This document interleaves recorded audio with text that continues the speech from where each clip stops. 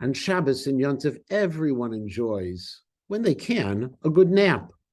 And yet, when it comes to Rosh Hashanah, the custom is, for many people, not to sleep at all during the day, and in fact, according to some, to rise up early in the morning before sunrise. Where does this come from?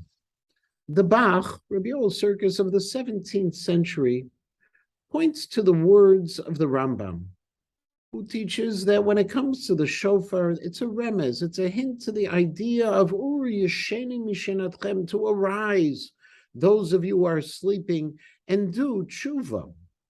Therefore, when it comes to Rosh Hashanah, we stay awake to do tshuva. And in fact, it's not just staying awake, but as the Shla Kodesh noted, it's even making sure that we're not wasting our time, but rather fully occupied with the topic of tshuva itself.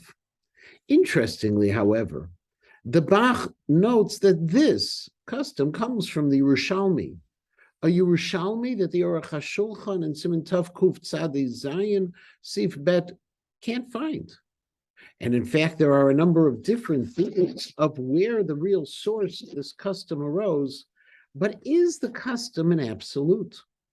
We know that, for example, the idea of waking up very early, that's mentioned in the Mata Ephraim's commentary called the Elef Lamata, is something that's hard for people. And so Reb Shlomo Zalman noted that nowadays we don't get up very, very early to daven because it's too hard on people. And the Maharami Rottenberg actually would take a nap on Rosh Hashanah, as would the Arizal.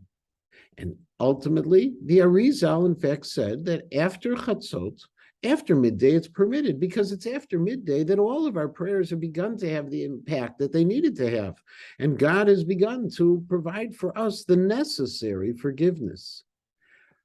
At the end of the day, perhaps the best conclusion is one that is written in the name of Reb Shlomo Zalman Auerbach in his Halichot Shlomo Tishrei Ta'adar in Siman Aleph, where he writes in Siv Chav Daled, Misha hashena kayom nitzrechet lo kedei sheyuchal lechaven betfilah karaui, ein lo lihimana mimena b'yemei Rosh Hashanah elo yishan kedarko.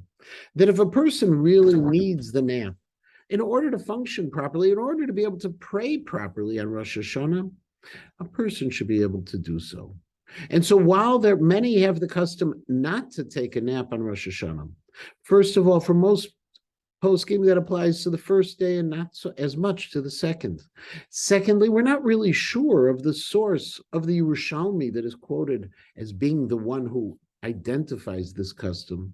And third, as Reb Shlomo Zalman noted, if it's something you really need, if going into Rosh Hashanah you're exhausted, and by taking that nap you're able to say a better Shmona Esrei, better daven, better concentrate, then in that kind of case a nap would be permitted.